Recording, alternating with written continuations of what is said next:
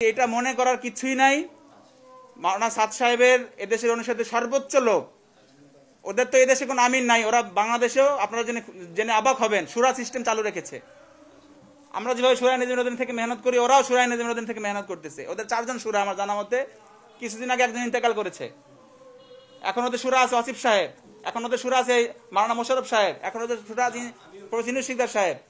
আমরা যেভাবে মেহনত করি তারাও এইভাবে মেহনত করতেছে। শুধু ভারতের এক ব্যক্তিকে কেন্দ্র করে আমাদের মেহনতটা আজকে দ্বিখণ্ডিত হলো। দ্বিতীয় বক্তব্য হলো, ওরা আমাদের, আপনারা জানেন যে আমরা তাবলিগের যে জোরটা 3 চিল্লার হাদিসের জোর বলি, যারা তাবলিগে 4 মাস সময় লাগিয়েছেন ইনাদের জোর, এবং যারা যে সমস্ত ওলামায়ে কেরাম অন্তত 1 চিল্লা সময় লাগিয়েছে, 1 চিল্লা থেকে 1 চিল্লার ঊর্ধ্বে, ইনারাই কেবল এই জোরে পার্টিসিপেট করবেন। কিন্তু সাদ সাহেবের এদেশীয় সর্বোচ্চ মুরব্বী আসিফ সাহেব চিঠি লিখে জানিয়েছেন, ওই সমস্ত লোকেরাও যারা 1 চিল্লা দিয়েছে, ওই সমস্ত লোকেরা যারা 3 দিন দিয়েছে, এবং ছাত্ররা, নওজওয়ানরা যারা মেহনত মহব্বত করে, সবাই যেন মাঠে চলে আসে। এটা তারা কি মেসেজ দিয়েছে বলেন? এবার তারা 3 চিল্লার সাথে জোরই করতো, তাদেরকে কেন আসতে বললো বলেন? যেভাবে আক্রমণটা হয়েছে আমরা অনেক ফুটেজ দেখেছি, মোবাইলে দেখেছি, আসলে এটা তো অনেকটা প্রশিক্ষিত বাহিনীর মতো বিষয়। সাতপন্থীরা ওরা আগে থেকে প্রশিক্ষণ প্রাপ্ত। এটা আপনি তাহলে ভাই, আপনি তাহলে জানেন না। এটার স্টেটমেন্ট এটিএন নিউজে রেকর্ড আছে। এটিএন নিউজে ওদের একজন নেতা আব্দুল্লাহ মনসুর নাম, সে এই কথা বক্তব্য দিয়েছে। এখন ইউটিউবে গেলে আপনারা পাবেন। ওরা এই কথা বলেছে, আমরা এত ভালো মানুষ না, আমাদের সাথে দালাল আছে, মাফ করবেন, আমাদের সাথে ডাকাত আছে, ডাকু, আমাদের সাথে চোর আছে, বদমাইশ আছে, গুন্ডা আছে, আমরা এত ভালো মানুষ না। ওদের নিজের স্টেটমেন্ট আছে, ইউটিউবে গেলে আপনারা পাবেন। এটিএন নিউজে রেকর্ড করেছে। ওদের ভিতরে এই সমস্ত লোক আগে থেকে আছে। যে আপনাদের এই তাবলীগ জামাতের মধ্যে হেফাজত বা কোন একটা তৃতীয় পক্ষ ঢুকে যাওয়ার পর থেকে আপনাদের এই ডিবেটটা শুরু। এই বিষয়ে হেফাজতুল ইসলামের ভূমিকাটা একটু আপনাদের কাছে ক্লিয়ার করি। হেফাজতুল ইসলাম এমন একটি দল, ইসলামের বহির্ভূত যে কোনো কাজ, শরীয়তের খেলাফ, যেখানে দিন রক্তাক্ত হবে, দিনকে কলঙ্কিত করা হবে, দিনের উপর কোনো প্রশ্ন আসবে, সেখানে হেফাজতুল ইসলাম দাঁড়িয়ে যাবে। হেফাজতুল ইসলামের কাজই এটা, ইসলামের হেফাজত করা। এখন যদি বলি আমি, আপনি, আমরা সাংবাদিক বা যারা মুসলমান আছি, আমরা সবাই হেফাজতুল ইসলামের লোক, এই কথা বলার দ্বারা কারো ভুল হবে না, কারণ আমরা সবাই চাই ইসলামের হেফাজত হোক। হেফাজতুল ইসলামের কাজই এটা। যেখানে একটা মানুষ এরকম কোরআন সুন্নাহ বিরোধী বক্তব্য, যেখানে নবীদের দোষ, সাহাবীদের দোষ, এবং আপনার বারবার দিনের এই বিভিন্ন শরীয়তের আহকামগুলোকে, বিধানগুলি দেখানো হবে, আর হেফাজতুল ইসলাম এটা এখানে বসতে পেরে হতে পারে না। সে যদি আমিও হতাম, আমার বিপক্ষ হেফাজতুল ইসলাম দাঁড়া যেত। এখন আপনাদের ইয়েটা কি? আপনাদের আজকের কর্মসূচি বা আগামী? আমাদের কর্মসূচি হচ্ছে, আমাদের 3 জন লোককে ওরা শহীদ করে ফেলেছে। এই 3টা হত্যা মামলা আমরা দায়ের করব, এবং মুমূর্ষ অবস্থায় যে সমস্ত লোকগুলো হাসপাতালে চিকিৎসাধীন অবস্থায় আছে, আমরা তাদের জন্য দোয়া করতেছি, আল্লাহ তাদেরকে দ্রুত সুস্থতা দান করুক। আমরা ইনশাআল্লাহ তাদেরকে যে এই হত্যা চেষ্টা করা হয়েছে, এটার মামলা আমরা দায়ের করব, এবং সাথে সাথে আরো কিছু মামলা হবে ইনশাআল্লাহ। এবং আপনারা এটা জানেন, স্বরাষ্ট্র উপদেষ্টা, মাননীয় স্বরাষ্ট্র উপদেষ্টা আমাদেরকে কমিটমেন্ট করেছেন, কথা দিয়েছেন, সমস্ত মিডিয়া এটা রেকর্ড আছে ইনশাআল্লাহ। ওনারা বলেছেন আমরা মামলা করব, এবং এই মামলার উপযুক্ত বিচার ইনশাআল্লাহ ওনাদের পক্ষ থেকে করা হবে। একটা বিষয়, ওই যে এটা রিপিট প্রশ্ন হয়, কিন্তু আমি ক্লিয়ার নেই, কারণ আমি আপনাকে করতে প্লিজ। হচ্ছে যে আপনাদের এই যে দুই দলের সাদ এবং হচ্ছে আপনাদের যেটা যে দ্বন্দ্বটা চলতেছে, যে বিরোধটা দীর্ঘদিন ধরে আমরা দেখছি, দুই পক্ষের কেউ কাউকে দেখতে পাচ্ছেন না, এটাই হচ্ছে আর কি। এই বিরোধের পরে এই যে গতকালকে সংঘর্ষের ঘটনা ঘটছে, বিরোধের আসলে ঘটনাটা কোন জায়গা থেকে, সূত্রপাতটা কি? এটা আমি প্রথমে বলা শুরু করতেছিলাম, আমাকে থামিয়ে দেওয়া হয়েছে। মূল সূত্রপাতটা 3টা বিষয়কে কেন্দ্র করে। মূল তাবলীগের এই মেহনতের ভিতরে মূল যে সমস্যাটা, বিভক্তিটা 3টা দিক বিষয়কে কেন্দ্র করে। 1 নাম্বার, মাওলানা সাদ সাহেব নিজেকে যখন আমির দাবি করে, এরপর থেকে এই মেহনতের দ্বন্দ্ব শুরু হয়ে যায়। দ্বিতীয় হলো, মাওলানা সাদ সাহেব বারবার যখন কোরআন সুন্নাহ বিরোধী বক্তব্য, নবীদের দোষ, সাহাবীদের দোষ বারবার তার কথার ভিতরে তুলে আনতেছিল, এরপর থেকে মেহনতের দ্বন্দ্ব শুরু হয়। যখন দারুল উলুম দেওবন্দ তাকে বারবার ওয়ার্নিং দিচ্ছিল, এবং দারুল উলুম দেওবন্দ যখন তার বিরুদ্ধে ফতোয়া জারি করে। তৃতীয় হলো, তাবলীগের মেহনতের ভিতরে মাওলানা সাদ সাহেব নিজস্ব চিন্তাভাবনা, নিজস্ব কিছু সিস্টেম অ্যাড করে দেয়, যার কারণে তাবলীগের মেহনতের ভিতরে বিশৃঙ্খলা দেখা দেয়। মূলত এই 3টা কারণে আমাদের এই মেহনতে বিভক্তি সৃষ্টি হয়। দ্বিতীয় কথা, আপনি যেটা বলেছেন, 2টা পক্ষ যে কোনো জায়গায় হোক, একটা পক্ষকে পছন্দ করবে না, এটা স্বাভাবিক। কিন্তু আপনারা এটা দেখতে হবে সাধারণ মানুষ কোন পক্ষকে পছন্দ করে। আপনি যদি আপনারা দেখেন, আপনি ইজতেমাগুলোই দেখেন না, ওদেরও ইজতেমা হয়েছে, আমাদেরও ইজতেমা হয়েছে, আপনারা এই কথা স্বীকার করতে বাধ্য হবেন, একমত হতে বাধ্য হবেন ইনশাআল্লাহ আমার সাথে। আমাদের ইজতেমাগুলায় মানুষ আর মানুষ লোকারণ্য হয়ে যায়। ইজতেমা মাঠ ভরে, রাস্তা ভরে, টয়লেটের ছাদে, এমনকি আশেপাশে ছোট ছোট মাঠগুলা, আশেপাশে ছোট ছোট ফ্ল্যাটগুলোর ভিতরে আমাদের লোকগুলো থাকে, রাস্তার ভিতরে কষ্ট করে ধুলাবালুর ভিতরে আমাদের লোকগুলো থাকে, কিন্তু ওদের মাঠই ভরে না। আপনারা ক্যামেরা নিয়ে ঢুকেন, মাঠ খালি থাকবে, মাঝখানে মাঝখানে মাঠ খালি থাকবে, যেটা ইতিমধ্যে অনেক টেলিভিশন চ্যানেল গতবার ইজতেমা এটা তাদের রেকর্ডে আছে এখন পর্যন্ত।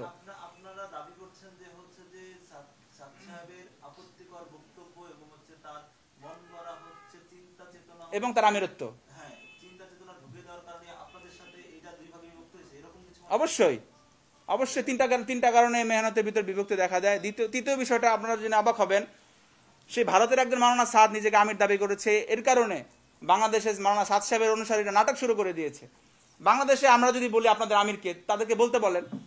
আচ্ছা, এইবারের মানে এই যে গন্ডগোলের সূত্রপাতটা কি এইবার? এটার আমি বলতেছি, আপনারা যদি বলি বাংলাদেশে তাদের আমিরকে, কেউ বলতে পারবে না।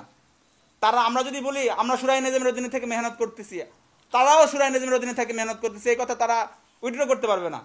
তাদের সুরা আছে, তাদের সবকিছু আমাদের সিস্টেমই করতেছে। মাঝখান থেকে ওই এক মাওলানা সাদ দিল্লির ভ্রান্ত লোক, তাকে কেন্দ্র করে এই মেহনতের ভিতরে বিভক্তি। আজকের এইবারে মেহনতের সূত্রপাতটা হলো, আমি একটু ভাষাতে একটু অ্যাড করি। জি। হচ্ছে আপনারা তো জোর ইস্তেমা করলেন 2 তারিখ পর্যন্ত। 3 তারিখে 3 ডিসেম্বর আপনাদের মাঠ ছেড়ে দেওয়ার কথা ছিল। না, মাঠ ছেড়ে দেওয়ার কথা কোথাও ছিল না। আপনারা এটা ভুল মেসেজ পাচ্ছেন। আমাদের মাঠ ছেড়ে দেওয়ার কথা কখনো ছিল না। আমাদের স্পষ্ট লেখা আছে প্রজ্ঞাপনের ভিতরে, আমরা 4 ফেব্রুয়ারি বেলা 3টায় আমরা মাঠ, ইজতেমার যে কমিটি থাকবে বিভাগীয় কমিশনার ঢাকার সমন্বয়ে গঠিত, তার কাছে মাঠ হস্তান্তর করব। স্পষ্ট লেখা আছে, আপনারা চাইলে এটার কপি আমরা দিতে পারি। হস্তান্তর করলেন তারা। যেখানে মাওলানা সাদ সাহেবের লোকেরা মাঠই প্রবেশ করতে পারবে না, এটা লিখিত আছে, সেখানে তারা ইজতেমার তারিখ ঘোষণা দেওয়ার হিম্মত কোথায় পায়? আচ্ছা, আপনাদের যে জোর ইজতেমা চলছিল, এরপরে তো সাতপন্থীদেরও একটা জোর ইজতেমা হওয়ার কথা ছিল। হওয়ার কথা ছিল, তারা করবে, তারা কোথায় করবে তাদের ব্যাপার। মাঠে করার কথা ছিল না। মাঠে করার ঘোষণা সাদ সাহেবের লোকেরা নিজস্বভাবে দিয়েছে। তাদের মাঠে ঢোকার কথা 4 ফেব্রুয়ারি বেলা 3টায়। মানে আপনাদের জোর এটা প্রশাসনের সিদ্ধান্ত। মাঠ আপনাদের নিয়ন্ত্রণেই থাকার কথা ছিল, লিখিত। আমরা তো মাঠ প্রস্তুতির কাজে ছিলাম, আমাদের নিয়ন্ত্রণ শব্দটা আসতেছে কেন? ইজতেমা যে হবে, এখানে তো ফেরেশতারা এসে, মাফ করবেন বলাটা ঠিক হচ্ছে কিনা আপনাদের এই ভাষায়, এখানে তো অটোমেটিকলি প্যান্ডেল সেট আপ হয়ে যাবে না, এখানে আমাদেরই কাজ করতে হবে, এবং বরাবরই এটা আমরাই করে থাকি। সাতপন্থীদের জোর ইজতেমাটা কোথায় করার কথা ছিল? মানে এটা তাদের ব্যাপার, তারা জানে। তারাও তো সেখানে জোর ইজতেমা করার কথা ছিল। তারা এটার ঘোষণা দিয়েছে। আপনি একটা জিনিস মাফ করবেন, আরেকটু ক্লিয়ার হন।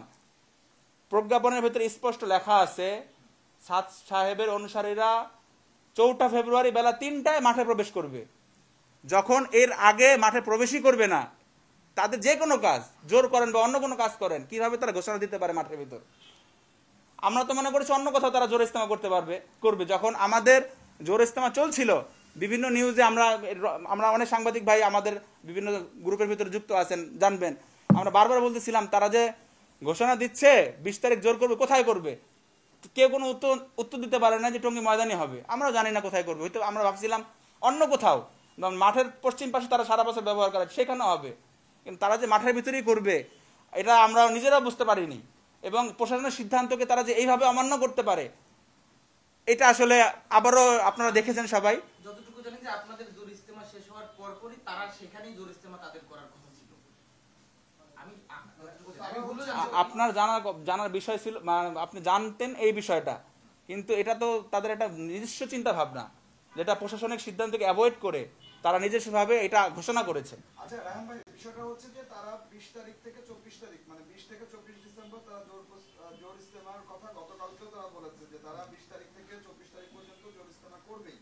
মানে এমন একটা ঘোষণা তাদের থেকে আসছে। যদি তারা জোর ইস্তেমার জন্য ইস্তেমার মাঠে আসলে যেতেই চায়, সেই ক্ষেত্রে আপনাদের পক্ষ থেকে কোন ধরনের কোনো মানে বাধা বা কোনো কিছু আপনারা? এখন তো মাঠে প্রশাসনের আন্ডারে আছে, মাঠ প্রশাসনের ডিল করতেছে, এবং আমাদের তৌহিদি জনতা এবং হযরত উলামায়ে কেরাম সবারই এখন একটাই দাবি, মাওলানা সাদ সাহেবের দেশীয় লোক অনুসারীদেরকে নিষিদ্ধ ঘোষণা করা হোক। যখন একটা দলই থাকবে না, একটা দলকে নিষিদ্ধ করা হবে, তখন তাদের কর্মকাণ্ডে কোনো প্রশ্নই আসে না। ফাইনাল আরেকটা বিষয় হলো, সাধারণ মানুষ তো আপনাদের এই দ্বন্দ্বটা চাচ্ছে না, দেখতে চাচ্ছে না। তারা তাবলিগ জামাতকে একখানে করে দেখতে চায়, অথবা তাবলিগ জামাত আপাতত বন্ধ থাকুক, এটা চায়। আপনাদের দিক থেকে সমাধানের রাস্তাটা কি? সমাধানের রাস্তা ভাই ইস্তেমা। তাবলিগের মেহনতের ভিতরে এই সমাধানের রাস্তা একেবারেই সহজ এবং 1 মিনিটে এটা সম্ভব।